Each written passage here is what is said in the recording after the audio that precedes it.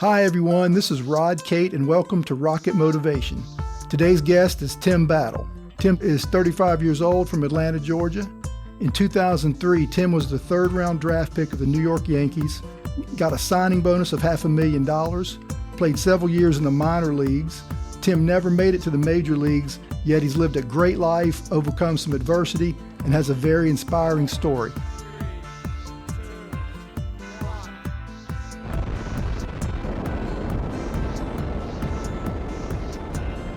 Tim, welcome to Rocket Motivation. Thank you, bro. Glad to be here. Tim, is it safe to say that baseball has always been a big part of your life? From day one.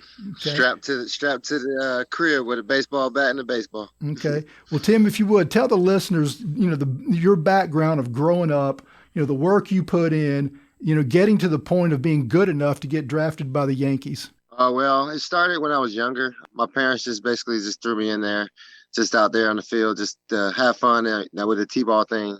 They got in connection with some good coaches who had the same kid, like at the same age as me. And we basically got a team going together.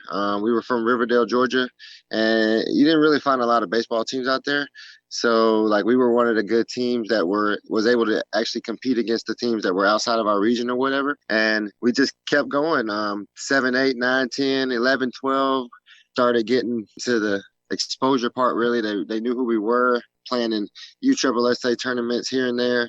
I ended up playing in 6 Little League World Series, just kept playing. We kept the team together. And as I got 13, 14, that's when the showcases started coming around. Scouts started coming after me. 15 really started picking it up more showcases, and did really well in my high school seasons and stuff like that. And then just kept carrying it on from there. And then 17 years old, got drafted by New York Yankees. One of the best things that ever happened to me in my life. Okay, and let's talk about that. So 2003, the Yankees draft you in the third round, which I guess what that means is you're one of the top 100 players in the world for players getting drafted in 2003. Is that right? Yes, sir. Yes, what it means. Yes, okay. Sir. Well, that in itself is quite an accomplishment. So you get a $500,000 signing bonus. That's a lot of money for someone who's 17 years old, isn't it? Yes, sir. Yeah. I wish I had the same mind frame at 35 that I had at 17, but lessons well learned. Well, let's talk about that, because I think that's an interesting point, an interesting dynamic. Most 17 years old don't get $500,000 when they sign their name on a piece of paper. So not at all. So how did you handle? You got all this money all of a sudden. How'd you handle it? I know you're only 17 years old. Well, I didn't handle it the right way. When I was in high school, I used to. This is not the way to go about things, kids. I used to take an Escalade magazine to school my senior year. And I used to try to pick out the colors of my vehicle, the interior, what I wanted, tinted windows, all that stuff right there. And that was the first purchase I made as soon as I got my money. I went to the dealership. I gave them $60,000 check, and I was out the door. Dumb decision. I wish I would have leased it. I wish I would have just kept making payments. I wish I'd have kept building my credit. I wish I would have did a lot of things differently. I actually purchased a property on 79 acres in Griffin, Georgia, off of Highway 16, and that fell through as well. I was paying $5,000 a month in mortgage, just going really out of my means. Didn't know what I was doing. Just really fresh in the game, and there's a lot of little things that really just put a setback on the money at that particular time. Me not thinking, I'm going to need this in the long run, knowing that I'm going to try to, get to the big leagues and make millions of dollars, and that was my whole goal, to get up there, really make some money. But it hurt me because if I was smarter, I would have held on to the money and I would have invested. Like I said, I would have leased my house. I would have done all this other stuff. I wouldn't have paid everything outright or leased my car, and my parents were making good decisions for me. It's just that I was so stubborn as well, knowing that it was mine, and just being in that position, with the New York Yankees, feeling like you're somebody that you're not, and really just should have been taking a step back and looking at what I have in front of me, and looking at the future rather than just what was at that particular time. And that's what I think hurt me the most, just living in the moment and not really, looking at what I need to do, to solidify what I need for my future. Well, Tim, that's what this show's all about. People that, hit adversity, make mistakes. Those that are perfect are never going to make it on my show to be interviewed. No, So, all right. never. All right. So, Tim, all right, you get drafted, you got your signing bonus, you're just starting off in your baseball career. Okay. So let's put the monetary part of it aside. All right. So then I think you play about 20 games in the rookie league. Then you have a setback. Tell the listeners what happened. I got drafted 2003. I went to GCL, Gulf Coast League. It's in Tampa, Florida. And we play, throughout Florida. It's just a little league down there and really hot. So I'm doing well, having fun, going into my new career as a New York Yankee. And my body was still feeling the same, pain I was feeling in high school. And what that pain was it felt like every time I took a swing, like my whole body just went and turned around.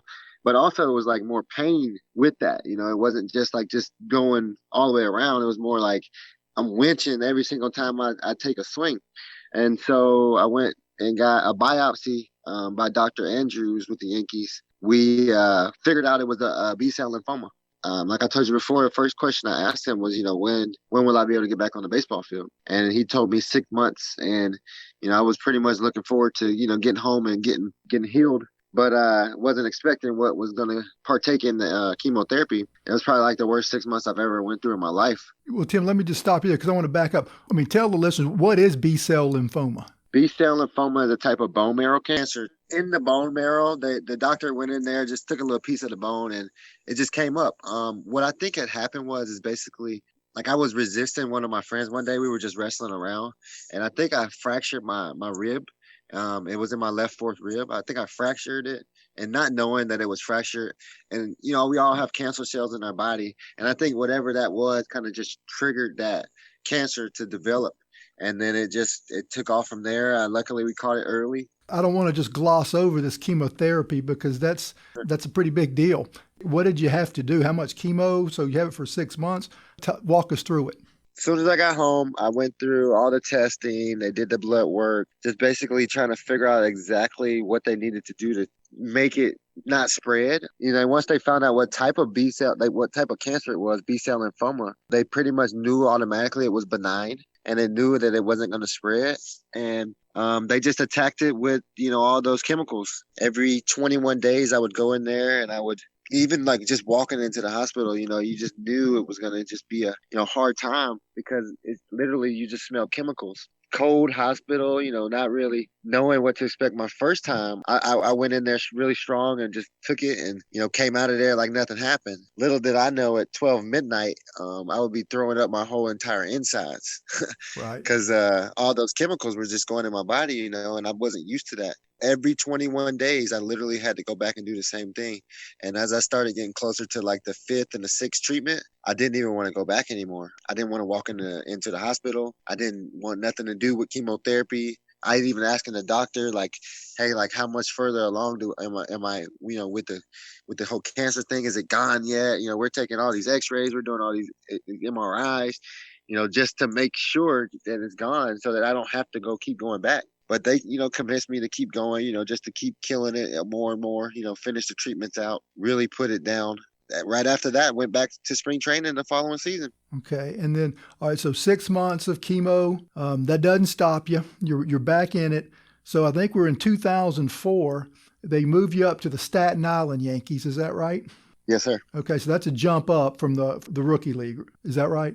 Yeah, I did pretty well in the rookie league. I ended up hitting over 300 right after I got back from the treatments. And, they gave me a chance to get up there and have fun in Staten Island. It was a great experience, though, just playing across the street from the Twin Towers. That was right after that had happened. So, you would see like the lights from the towers across the street, the view of the New York City, the Manhattan skyline, and just being in Staten Island, period, just dealing with the people on a regular basis, going to the pizza places in the afternoon, eating lunch and going to play baseball. And right after that, Tommy John, the guy who they created Tommy John surgery, was my manager. Oh man. Like, it was crazy. Well, and that's why I like just letting you go and telling these stories, because in my book, and you and I have talked, and I broke my neck playing high school football, almost paralyzed from the neck down, and then had a comeback too. But what I write in my book, man, it's the small things in life. It's the being passionate about the small things. Sitting there, you're playing baseball in Staten Island. You get to look across the harbor where the Statue of Liberty is, and on the other side, you're Right looking at at it the skyline of Manhattan. I mean, that in and every of day. itself, I mean, how many people in the world actually get to do that while playing baseball? It's wild, man. Even like when I see like the Brooklyn Cyclone Stadium, like on like a picture or like a video or something, I'm like, man, like I played there, and like that stadium is like historic. Even at first that Jackie Robinson Stadium in out there in Daytona Beach, like Jackie Robinson played in that stadium, man. It's just, wow. Like I really was blessed. That's another big point that I have in my book is that the next thing you do is always the most important, but you got to take the time and look back on your accomplishments. No one can take those away. What you did, I mean, that's pretty impressive. Speaking of impressive, now I did a little research on you, so I know from Staten Island Yankees, you move up to the Charleston River Dogs, right? That's a move up from Staten Island. Is that? Yes, sir. Well, it looks like in 134 games, you had 33 doubles, 11 triples, 16 home runs, and 40 stolen bases. Do those stats sound about right? That's true. Yes, sir. Things are going pretty well, aren't they, down in Charleston? Yeah, I loved it there. The fans were great. We had at least 4,000 to 5,000 fans a night, and just like the team, let alone, we had a good camaraderie. The chemistry was all there. Just being in Charleston, period. I guess the vibe of just the people, and I felt very comfortable there. I was close to my home. I was probably like 5 hours away from Atlanta. Parents came, periodically just to come watch me play. I did really well, man. The ball flied. You could say the ball was flying. Yeah, well, not. I mean, you did so well. You were selected to the All-Star game when you were there, and actually won the MVP of that game, didn't you? Yeah, my mom was the loudest person in the whole park screaming, and everybody heard her when I won it. Yeah. Well, just another accomplishment that can never be taken away. All right, so after the Charleston River Dogs, you move up again to the Tampa Bay Yankees. Yes, sir. Okay, and you're there, I think, through 2008. So how's it going during this time frame? Well, 2006 is when I got there, because 2005 was Charleston. 2006 is when I was with the Tampa Yankees. And then I struggled a little bit in 2006. Not really a hitter's league. Florida State League is more of a pitcher's league. Just dead air, hot, in Tampa. Just big ballparks, And I was hitting ball pretty well. Just wasn't hitting the way they wanted me to. I was striking out a good bit too. The pitching was a little bit better. Just needed to make my adjustments and keep doing what I needed to do. Ended up doing that. I actually made some adjustments, but then they wasn't satisfied with that. They sent me back to Charleston to finish out the rest of the 2006 season, and I went back to Tampa in 2007. Let me go ahead and just finish that up with 2007. Did actually really well. Ended up hitting like 254 or something like that, and they were pleased with it. From there, just went home after that season, and then got a phone call right after that. They wanted me to go to the Scranton Wilkes-Barre Yankees, the AAA team out in AAA, after finishing my season up in 2007 with the Tampa Yankees, and went up there and didn't have a whole lot of bats, but I was 2 for 2, batting 1,000 with 2 doubles and 2 RBI. Well, AAA. I mean, for the people that don't know, I mean, that's as high as you get until you're in the major leagues, right? Yes, sir. So you're knocking on the door. At some point, then, is it 2008 or 2009 that you have a parting with the ways with the Yankees? Yeah, it was 2008, and I can tell you a little bit about that story about why. So I'm in 2008 spring training. I doing really well. I'm getting ready to go to the season. I had talked to Mark Newman about a AAA contract, and he gave me some numbers on a AA contract. We was all set, ready to go. Came close to the time to leave, and found out that I had a torn labrum. They held me back there, and previously I had some run-ins with smoking marijuana. I had the cancer, and that really helped me get through it. It helped me keep my appetite and just things like that. I was still a young man, really wasn't as mature as I should have been at 24, 23, but just young, getting that money early, and just being wild out there, just doing what I wanted to do, not really just looking at the consequences that come with all that stuff. So got the contract for that, was in spring training. They called me into the office to talk or whatever after I was outside, doing my training, and basically wanted me to take a test. And, they just tested me just previously, like maybe a week or two before that. And, I was just trying to figure out, what the problem was and stuff like that. So they basically was like, you know what, just go home today, come back tomorrow, we'll talk to you. I came back the next day, and it was the last day I ever spent in a New York Yankees uniform. Like I said, I was going through my rehab. I was going through all my training, just hoping, really to get back with my team. And that was the last day I spent was there. Okay, so 2008, you're finished with the Yankees. So, but you still have your dream to play in the majors? Yeah, my dream was to play in the majors, man. Pat Roster actually told me one day I was playing in the outfield. He's like, man, he put his fingers close together. He was like, yo, you're this close away from the big leagues. And I was after that conversation, I was like really striving to go harder. And then that following season, that's the spring training, I got hurt and didn't really have a chance to go on and play. And that was it. That was the end of it. But at that time, though, you didn't quit on your dreams of going to the major leagues, did you? Absolutely not. No, Right. sir. That was not the end of the story. Right. Well, because look, it looks like so you're out of the Yankees organization, so you got to get back in. So it looks like from 2010 to 2015, you play in the independent leagues. It looks like you were in Edmonton, Canada, Maui, Hawaii, Yep. Pittsburgh, other stops in between. Is this a pretty good grind you're going through? Independent ball is probably one of the hardest things you could possibly do as a baseball player, especially a professional, if you don't got the right contacts or play well. I did really well, and kept it moving from there. I was playing with the Edmonton Capitals in Canada. Ended up getting traded during the middle of that season to Maui Nakoi Kaika, player for player. Me and the other guy had some pretty good skills, and I guess the coach wasn't getting along with him very well, and he was like, yeah, we want Tim, and we'll take him. And pretty much went over to Maui, Hawaii. There. Let me stop you there because most people don't get to play baseball out in Hawaii. What was that like? Playing in Hawaii, being to smell that air of the beach on a daily basis, walking out your house and seeing mountains, to be around, the Maui culture, it was awesome. The only thing that I don't like about the whole situation being in Maui was the exposure. Now, scouts, they had, communication about what was going on over there, but if your coach wasn't vouching for you, or if you didn't have like another coach that was like able to see you or do something or open up his eyes, you pretty much wasn't getting no exposure. And, that is what hindered me. I was doing really well, but at the same time, I didn't know these people like that. They knew who I was, playing for the Yankees. But at the same time, to me, I'm just a regular guy. Playing in Edmonton had a better opportunity. And how are you getting paid? I mean, what's the salary like in this independent league? I was actually getting some decent pay out there. I was making $1,100 a month. It's pretty much like same as the Yankees, just a little bit under. But from there, it started going down. Every year after that, it was basically like $1,000 a month, and then it went down to like $900 a month, and then $800 a month, and $700 a month. It just keeps going down. Like if you're not playing on a particular team, because they have a cap as well, and they can only give you as much money as they can. So you're in this independent league from it's like 2010 to 2015 on different teams. How are you staying positive?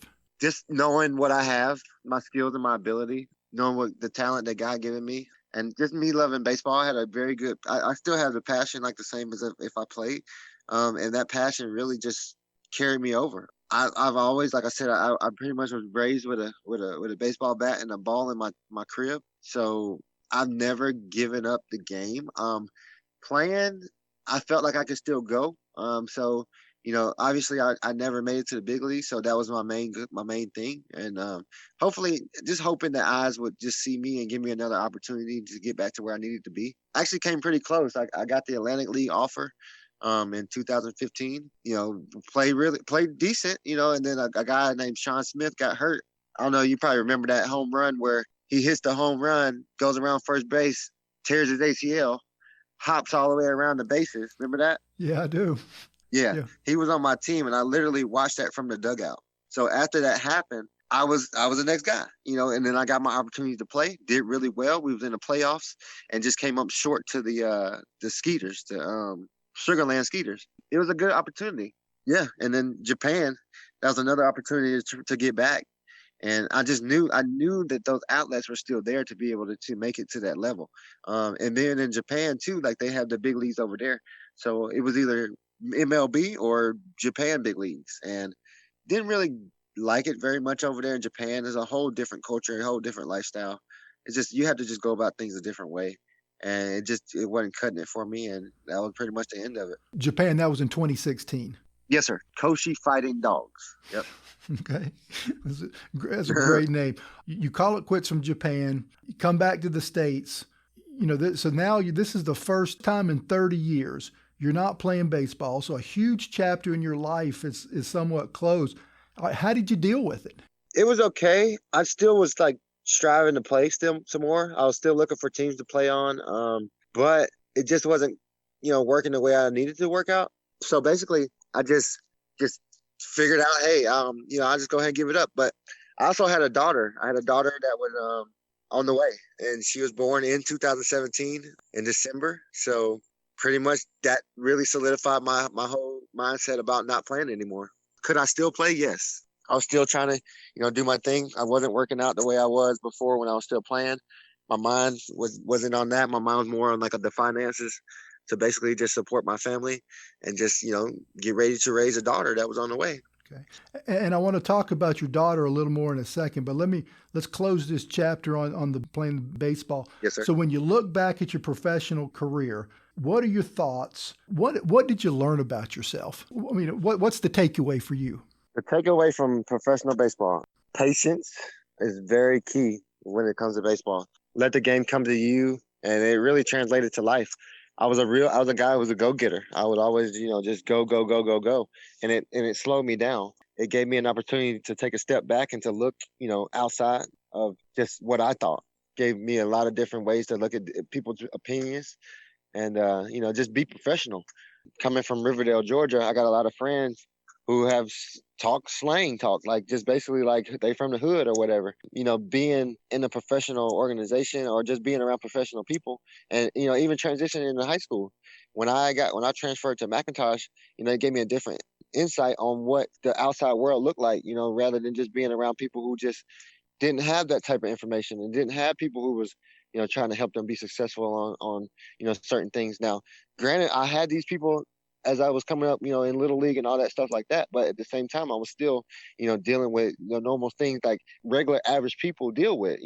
Everybody wasn't just a good baseball player who can just possibly get drafted by the Yankees, So it was like I was still playing as a kid and just being a kid in the neighborhoods I was raised in. So then playing professional baseball, it taught me how to, differentiate the two. How to talk to people, how to deal with people on a regular basis, even like preparing myself for outside of the game. I know that baseball is going to eventually end one day. So I was preparing myself, getting these, contacts and getting and networking, with my peers to prepare myself to be a coach outside of baseball. I never strayed away. I knew I was going to potentially be a coach one day. So, okay. So, you got a daughter on the way. So your priorities change a little bit. How old's your daughter right now? Your younger one? She'll be 3 on December 9th. Okay, what's her name? Empress Naomi Battle McCoy. She'll be 3 on December 9th. And I also have another daughter. She was born last year on December 10th. Okay. Now, which is the one, because now we talked earlier, I know you had a custody battle going on for your daughter. That's with Empress. That's with the oldest one. Okay. Yeah, me and her mother were going back and forth, in a custody battle. And that was a whole thing, too, about my stopping to play baseball. It was either get 50-50 custody of my daughter and be able to see her on a regular basis, or give her mother pretty much the rights to all this stuff. I wasn't having that. So, that was a major decision on me stopping my career as well. I wanted to be able to see my daughter on a regular basis. My daughter needs her father in her life as well as other kids as well. And that was really, genuine to me. My dad's always been there for me. And I just know the type of impact that makes on a kid's, life, period. So, and her mother was being stubborn, and I just couldn't let that happen. And that was a battle you won. So you've got joint custody, right? Yes, sir. I sure did. So let's talk about where you are now. Tell us about Battleground Baseball. Battlegrounds Baseball. I just made my LLC. It's basically a training program right now. I still work at Foundation Sports in Peachtree City, but just basically just doing my training thing. I still train a lot of kids. I've always trained a lot of kids, even when I was playing baseball, and, it never stopped. I just see a bigger picture. I see Top Golf baseball. I see kids. I see all over the place. I just see, kids having fun. This is a game. Of course, there's a professional side about it. Of course, things are a lot more strict nowadays, and you just got to go about things a different way. But I still see games. I still see fun. So I pretty much opened it up, and I just got a lot of people who are really loyal to me, and understand my background, understand where I came from, and just know that this is really what I want to do with my life.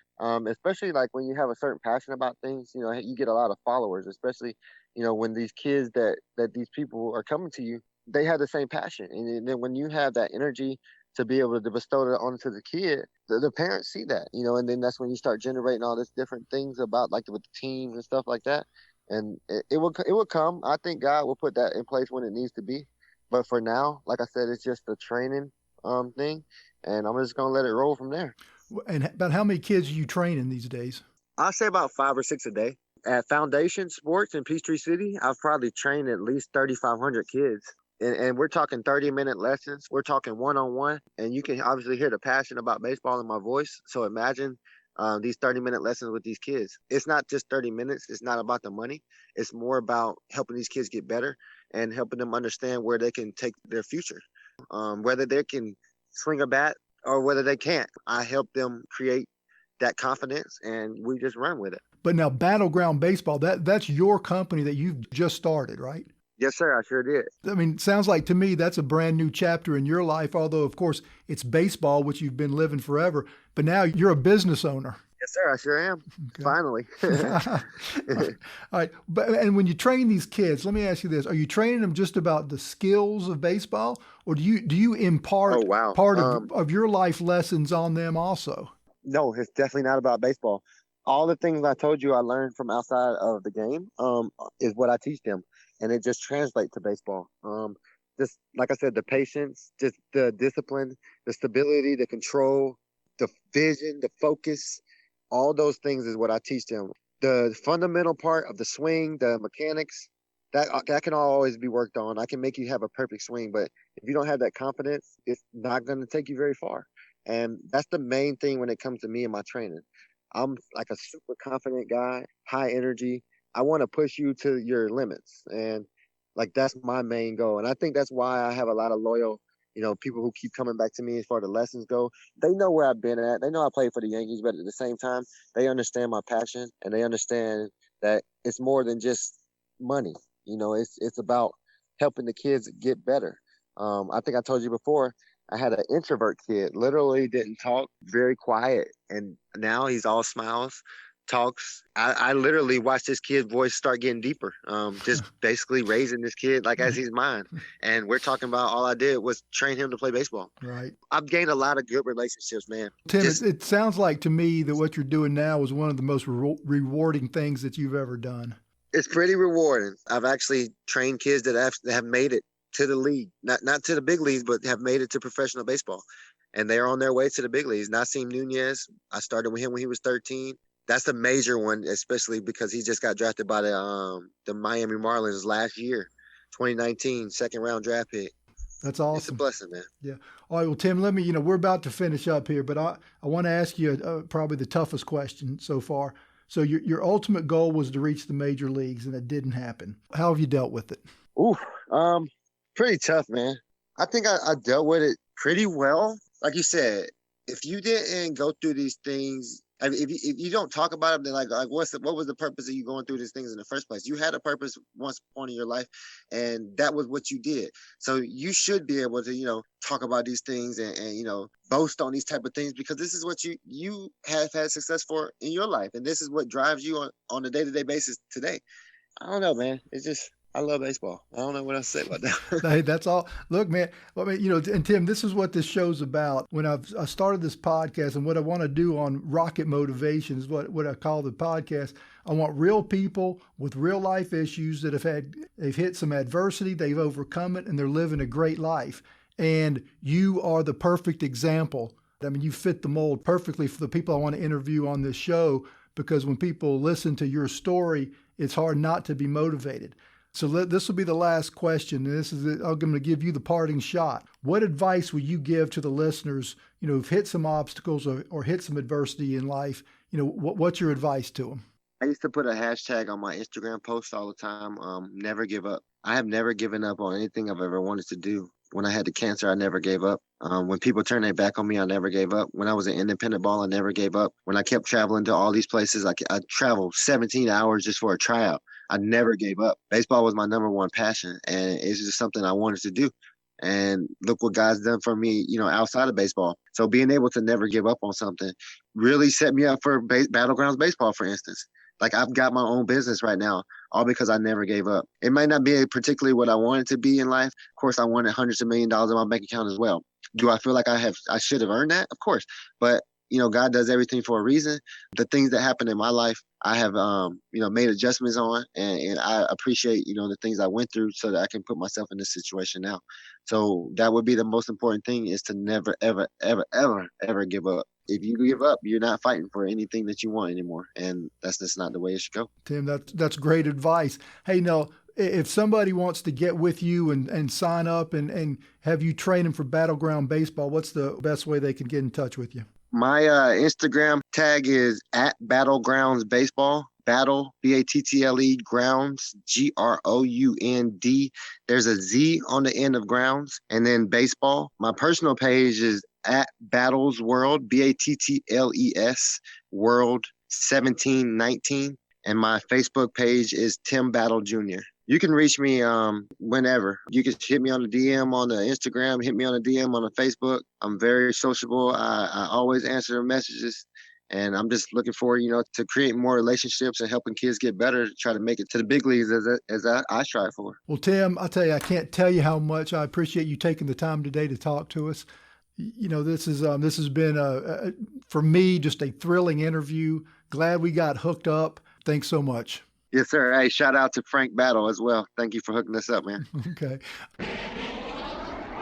Man, I love Tim Battle's story. The passion and drive to make it to Major League Baseball, and then redefining your dreams when you don't quite reach your ultimate goal. It's all about living your best life and, most importantly, enjoying your experiences along the way. That's a big part of Rocket Motivation. The young men that Tim teaches baseball to and life lessons are extremely fortunate. If you want to follow Tim, follow him on Instagram at Battlegrounds Baseball. That's Battlegrounds with a Z. So this wraps up our third episode of Rocket Motivation. Hope you'll come back next week to hear from Sally Green, the mother and a wife who tragically lost her husband and son on the same day, who's going to tell us her story about how she's managed and is still managing her grief, and also had the strength to keep going and live a full life. Thanks for listening to the show. If you're interested in getting my book, Get Back Up, just go to Amazon and put in Get Back Up and my name, Rod Caden. It'll pop right up. I would love it if you would subscribe to the podcast and rate and review the show wherever you listen to your podcasts. I would really appreciate it if you'd share it with a friend. I would like as many people to hear my message as possible. And we'll see you next week. Never give up and always get back up.